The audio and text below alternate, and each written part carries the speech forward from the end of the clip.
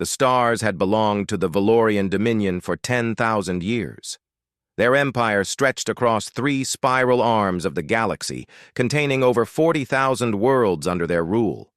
They had conquered species that breathed fire and races that lived in the hearts of dying stars. Nothing in the universe surprised them anymore. Senior cartographer Velthran stood on the observation deck of the survey vessel Quiet Assertion and looked down at the small blue planet below. It was the 3rd world orbiting an unremarkable yellow sun at the edge of explored space. His instruments had already completed their scans. The results were ordinary in every way. "Another primitive world?" he said to his assistant, a young officer named Krell.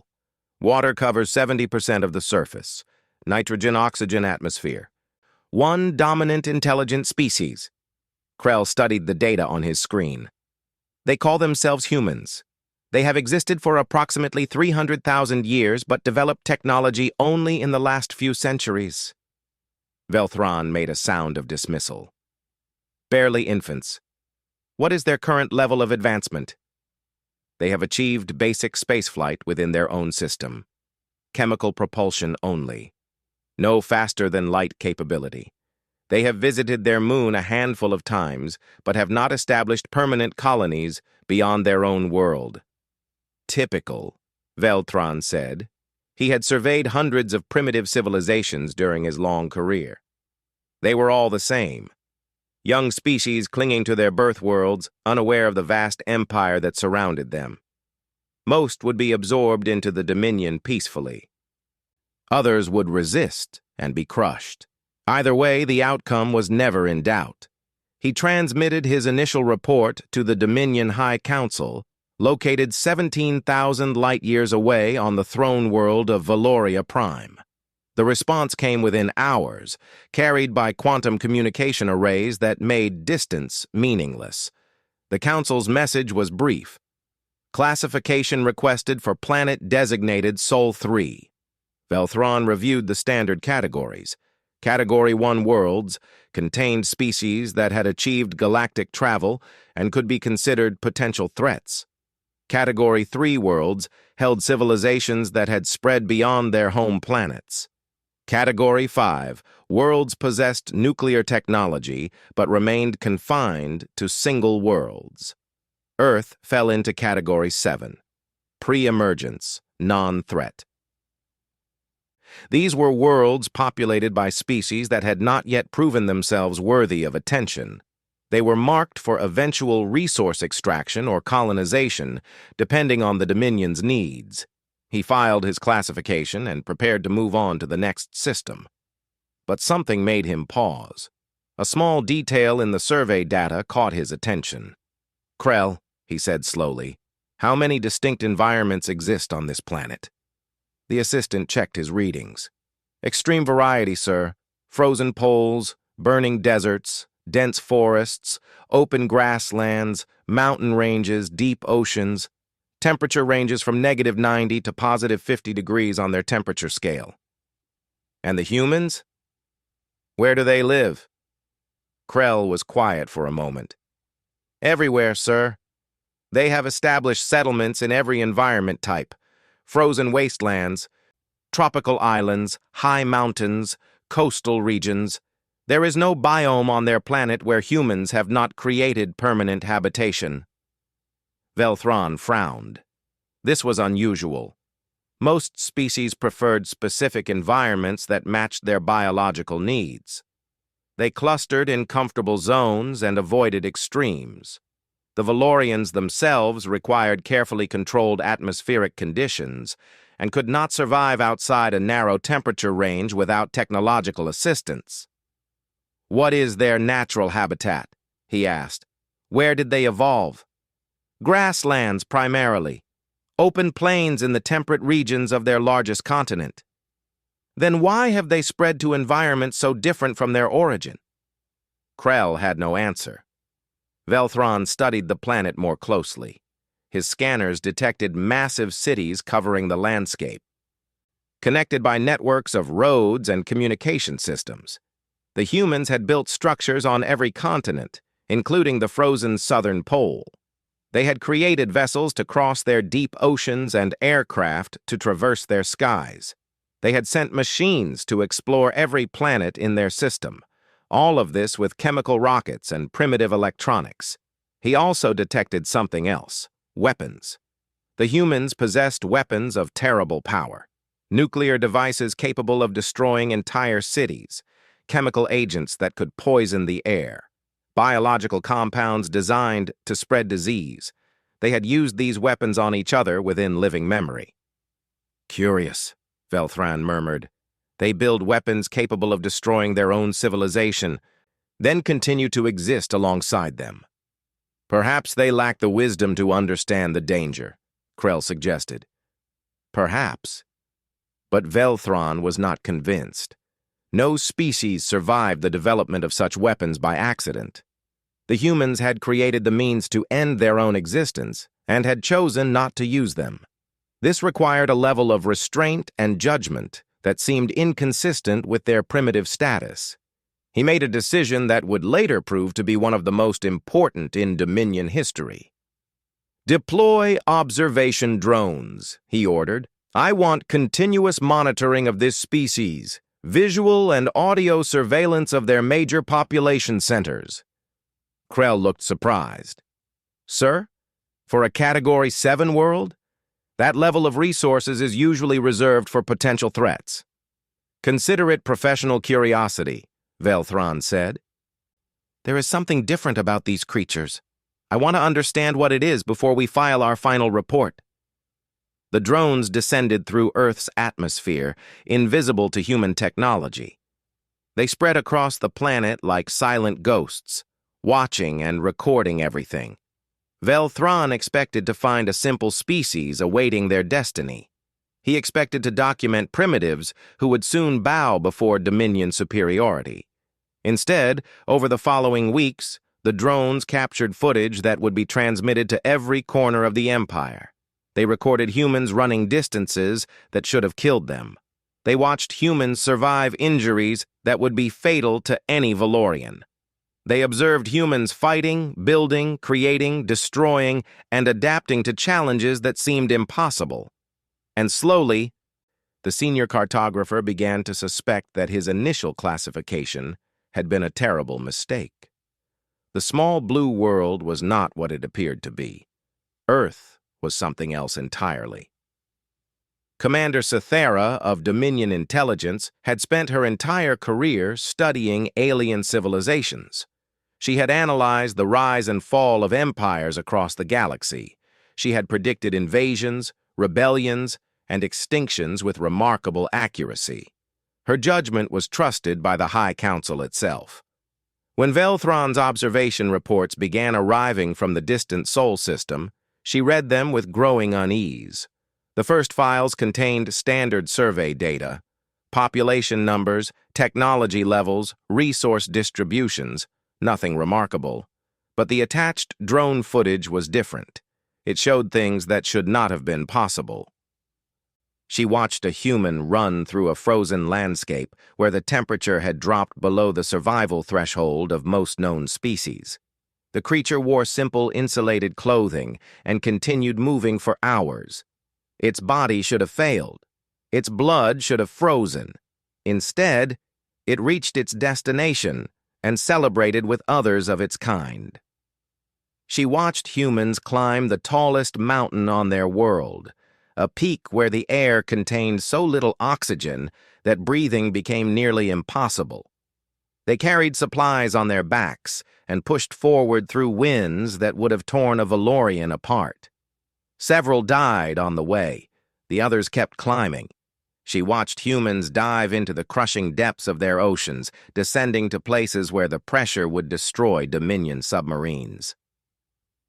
They explored the darkness at the bottom of their world and returned to the surface alive.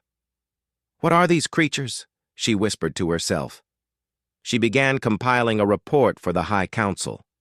The more data she gathered, the more disturbed she became. Earth was not a garden world. It was a death trap. The planet's gravity was heavy by galactic standards, strong enough to make movement exhausting for most species. The atmosphere contained high levels of oxygen, a corrosive gas that reacted violently with organic compounds. Radiation from the sun bombarded the surface constantly. The magnetic field fluctuated unpredictably. Tectonic plates shifted beneath the ground, causing earthquakes that destroyed cities. Weather systems produced storms of incredible violence, and the other life forms on Earth were equally hostile. The planet teemed with predators, parasites, and diseases. Microscopic organisms invaded the bodies of larger creatures and consumed them from within. Venomous animals injected poisons that could kill in minutes. Larger predators hunted with teeth and claws designed for killing. Any Valorian visiting Earth without full environmental protection would be dead within days, possibly hours. Yet humans thrived there. They had not merely survived on this hostile world, they had conquered it. Cythera studied their biology with increasing amazement. Humans could regulate their internal temperature across an enormous range. They could survive the loss of limbs, organs, and massive amounts of blood. Their wounds healed naturally over time. Their immune systems fought off infections that would overwhelm Valorian medicine. When food was scarce, their bodies consumed their own fat reserves and continued functioning. When water was unavailable, they could survive for days on metabolic reserves alone. They required sleep, but could force themselves to remain awake for extended periods when necessary. Most remarkably, they could run, not fast compared to many predators, but far. Their ancestors had hunted by chasing prey until the prey collapsed from exhaustion. No other known species used this strategy because no other species possessed the endurance to employ it. The Dominion had conquered thousands of worlds. They had never encountered anything like humans. Cythera prepared her report and transmitted it to the High Council with a recommendation for elevated monitoring status. She argued that Earth should be reclassified as a potential threat and that any contact should be approached with extreme caution. The Council's response arrived the next day. "Your concerns are noted," the message read. "However, the species in question has not achieved faster-than-light travel. They cannot leave their own system. They pose no threat to the Dominion. Classification remains Category 7. Proceed with standard observation." Cythera read the message twice. Then she began composing a second report. She had saved the most disturbing data for last, the footage she had not wanted to believe. Human warfare. The drones had accessed historical archives on Earth. They had found records of conflicts stretching back thousands of years. Wars fought with stones, and spears had evolved into wars fought with rifles and artillery. Then came the weapons that ended cities in single flashes of light. The humans had developed nuclear technology and immediately used it against each other. Twice. Then they had built thousands more such weapons and pointed them at their own population centers.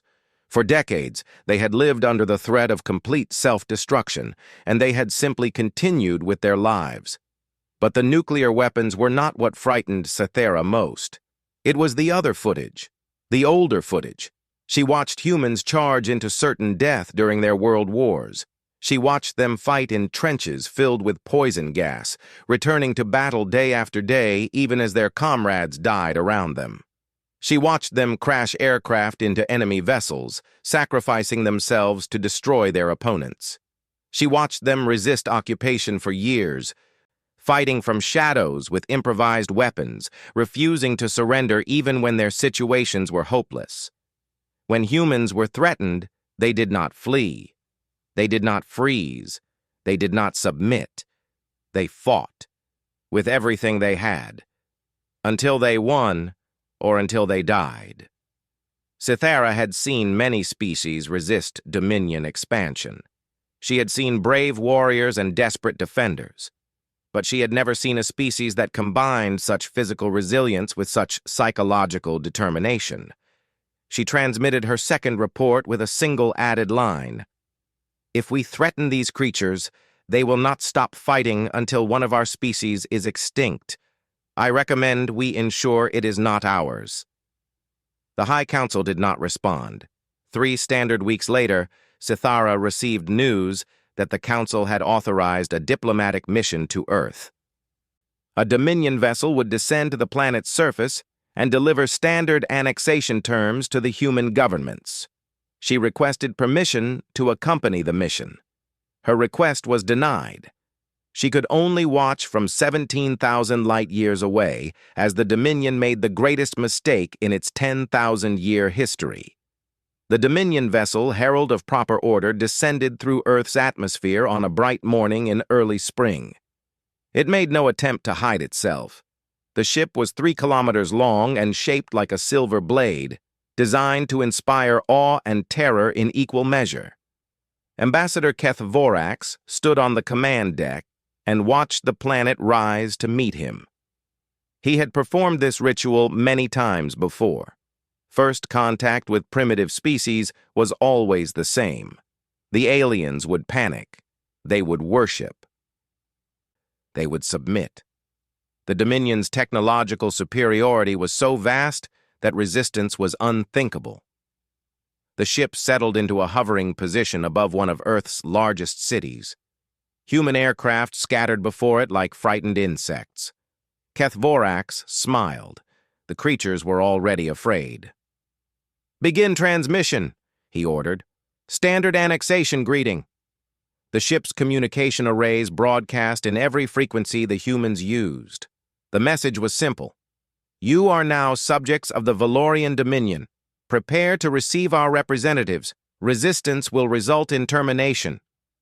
Keth Vorax expected chaos. He expected military forces to surround the landing zone in confused disorder. He expected religious leaders to declare the arrival of gods or demons. He expected governments to collapse as their citizens realized how small and helpless they truly were. What he got was something completely different. Within 2 hours, the area beneath the ship had been evacuated. Human military forces established a perimeter with remarkable efficiency. They did not fire. They did not flee. They simply watched and waited. Within 6 hours, human governments around the world had established communication with each other. Representatives from every major nation were coordinating their response. There was no panic. There was no disorder.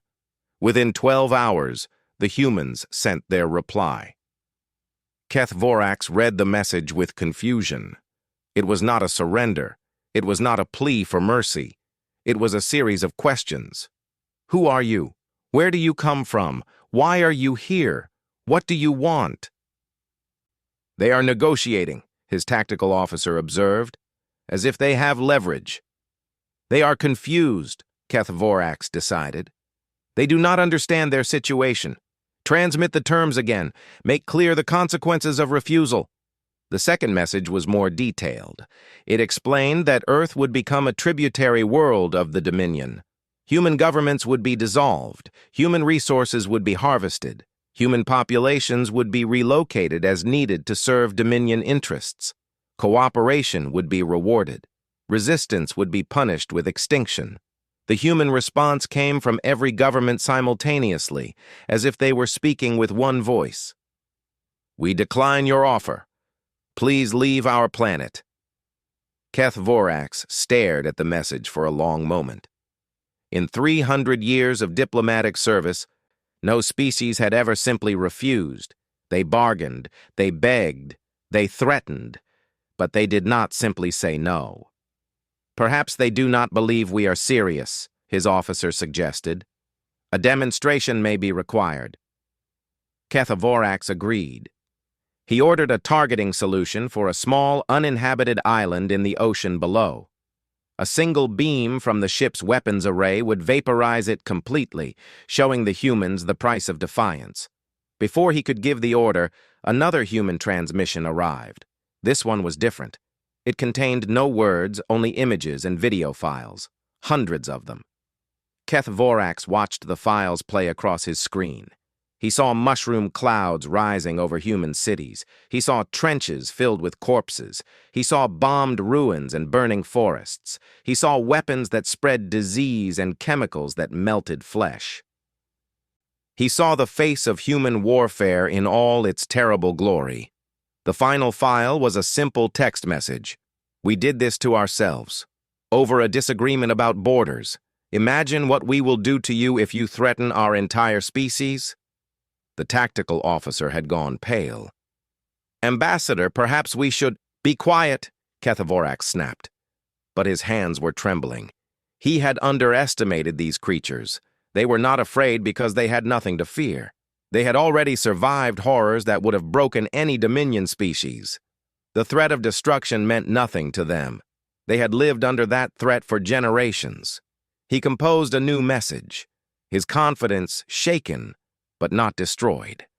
Your weapons cannot harm us. Your technology is primitive. Your threats are meaningless. Submit or face consequences beyond your comprehension. The human response came from a building called the United Nations, where representatives of all Earth's nations had gathered.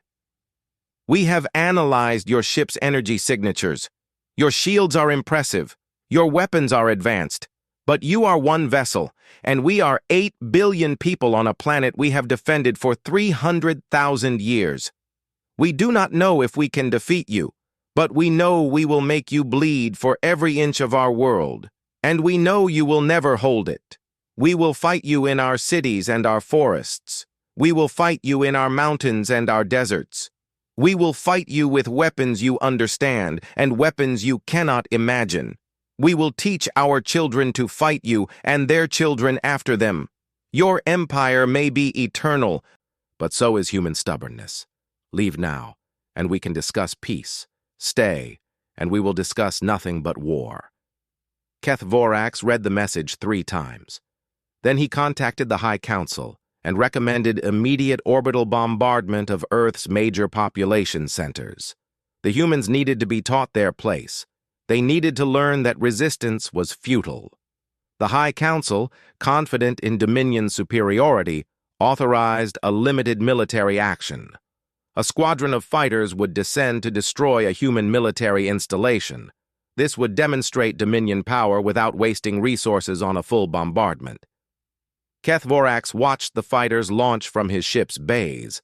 40 of the most advanced atmospheric combat vehicles in the galaxy, each capable of leveling a city. He expected the engagement to last minutes. He was correct about the duration. He was wrong about the outcome. The 40 Dominion fighters screamed through Earth's atmosphere like falling stars. Their pilots were veterans of 100 campaigns across the galaxy. They had never known defeat. Their aircraft were equipped with energy shields that could deflect asteroid impacts and weapons that could cut through starship armor. Their target was a human military base in the mountains.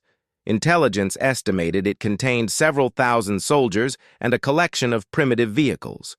The plan was simple: destroy the base, broadcast the footage to human governments, and accept their surrender. The first human missiles launched when the fighters were still 50 kilometers from their target. The Dominion pilots detected them immediately. Chemical propulsion systems, simple guidance computers, explosive warheads that posed no threat to Valorian shields.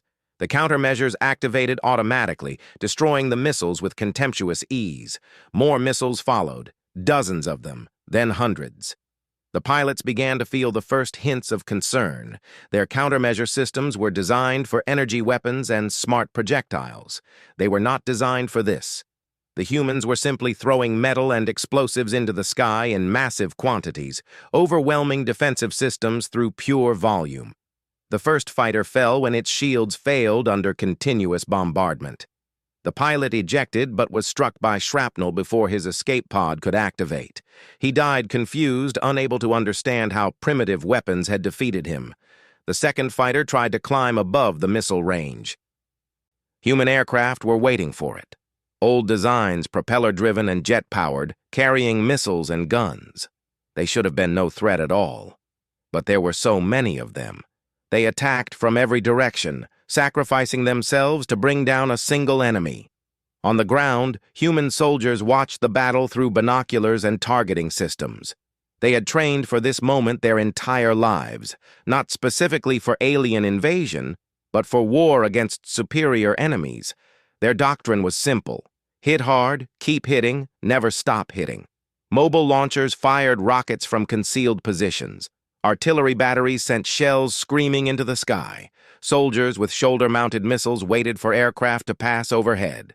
When the Dominion fighters descended to attack ground positions, they found not helpless targets, but coordinated defensive networks that covered every approach with overlapping fields of fire.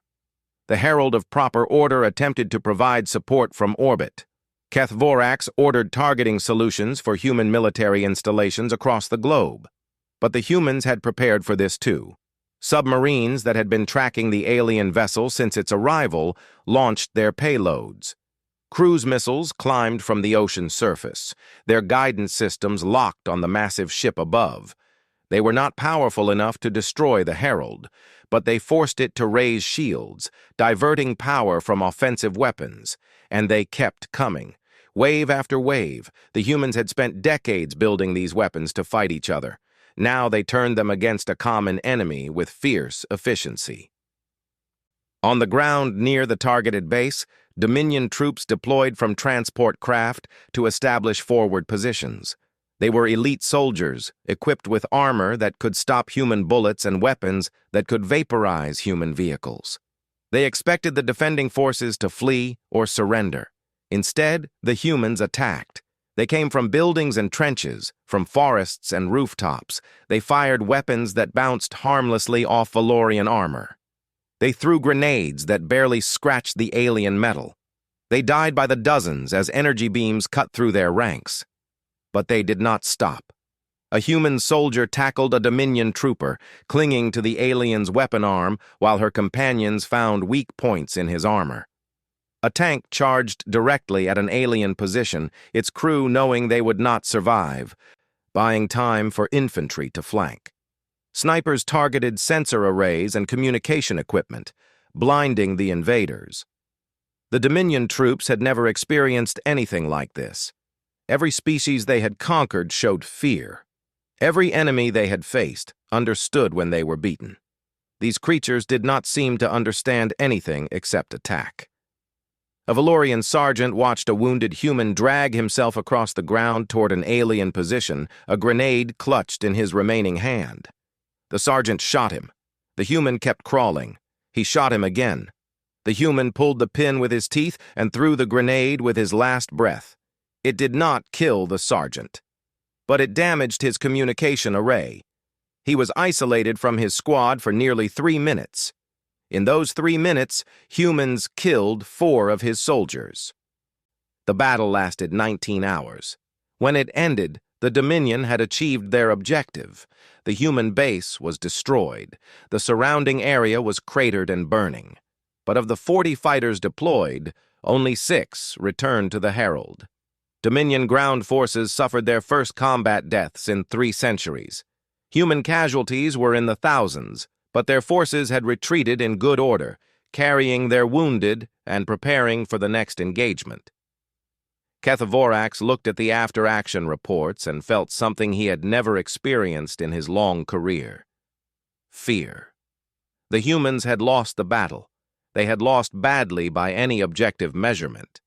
But they had fought as if victory and defeat were meaningless concepts, as if the only thing that mattered was making their enemy pay for every meter of ground. And they were already regrouping, already planning, already building more missiles and training more soldiers. The Herald of Proper Order withdrew to high orbit, trailing debris from dozens of impacts. Keth Vorax transmitted his report to the High Council. "Recommend immediate withdrawal from Sol system," he wrote. "These creatures cannot be conquered by conventional means. They do not surrender. They do not negotiate. They fight until they win or until they die. Subduing this planet will require resources the Dominion cannot afford to spend." For the first time in living memory, the High Council called an emergency session to discuss a Category 7 world. Something had changed. The galaxy had become a more dangerous place. The High Council chamber had not seen such chaos in 1,000 years. Representatives from every sector of the Dominion crowded the ancient hall, their voices rising in argument and accusation. At the center of the room, a holographic display showed the small blue planet that had caused so much trouble. Supreme Chancellor Veth Oren called for silence. The noise continued for several moments before finally dying away. When he spoke, his voice was heavy with exhaustion. "The Warmind has completed its analysis," he announced. "You will all see the projections now." The holographic display changed. Numbers and probability calculations filled the chamber. The assembled representatives fell silent as they read the data. Full planetary conquest of Earth would require a fleet of 12,000 vessels, ground forces numbering in the tens of millions. Expected Dominion casualties, 40% of deployed forces in the first year alone. But the numbers grew worse from there. Planetary occupation would face continuous resistance. Human populations would never accept Dominion rule. Insurgencies would continue for generations. The Warmind projected that pacifying Earth completely would require resources equivalent to conquering 50 normal worlds. And there was another factor. The humans were learning. Dominion intelligence had intercepted communications from Earth's scientific institutions. Within weeks of first contact, human engineers had begun analyzing fragments recovered from downed fighters. They were reverse engineering Valorian alloys. They were developing theories about faster-than-light travel. They were adapting. The Warmind projected that within 50 years, humans would achieve interstellar capability. Within a century, they would be a major spacefaring civilization. Within 2 centuries, they would rival the Dominion itself. If they were attacked now, they would remember. They would rebuild. They would come looking for revenge. Commander Cythera had been summoned from her post to address the council. She stood before the assembled representatives and delivered her assessment without emotion. "I have studied thousands of species," she said. "I have watched civilizations rise and fall. I have never seen anything like humanity. They are not the strongest species in the galaxy. They are not the fastest or the most intelligent, but they possess something we do not understand. They refuse to accept defeat. They adapt to any challenge. They learn from their enemies and become stronger. And they never, ever forget." She paused, letting her words sink in. "We made a mistake," she continued. "We looked at their small planet and their primitive technology, and we assumed they were weak. We did not understand that Earth is not a cradle. It is a forge. Every disaster, every predator, every war has made them harder. They have been fighting for survival since their species first appeared. They have been preparing for us without knowing we existed." Senior cartographer Velthron spoke next. His voice was quieter than it had been when he first surveyed the Sol system.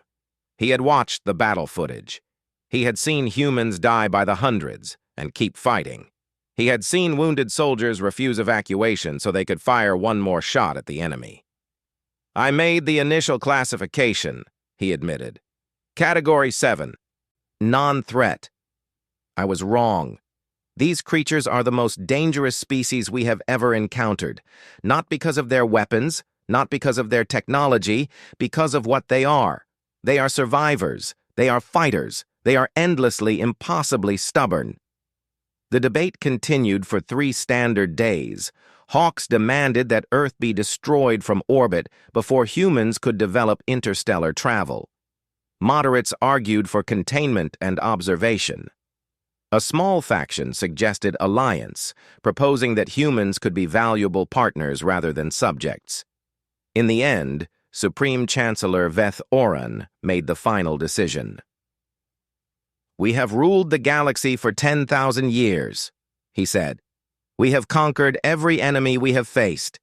We believed we were the supreme power in the universe. Perhaps we still are. But these humans have shown us something we had forgotten. The universe is vast and full of surprises. We do not know everything. We cannot predict everything.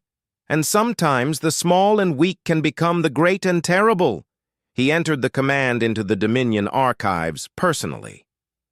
Earth, classification category 0, existential threat level. Do not engage, do not approach, monitor only. All Dominion vessels are forbidden from entering the Sol system without express Council authorization. It was the first time in Dominion history that a pre-spaceflight species had received such a designation. The Herald of Proper Order withdrew from Earth orbit and jumped to faster-than-light speed, leaving the Sol system behind. As it departed, it transmitted a final message to Earth's governments. We acknowledge your strength. We will not return, but we will remember you. The human response came from billions of voices across the planet. It was broadcast on every frequency, sent from every transmitter, spoken in every language. We are counting on it. The Dominion established a monitoring station at the edge of the Sol system, far enough to avoid detection, close enough to observe. For decades, they watched humans rebuild and advance. They watched them establish permanent colonies on their moon and neighboring planets. They watched them develop new technologies with frightening speed.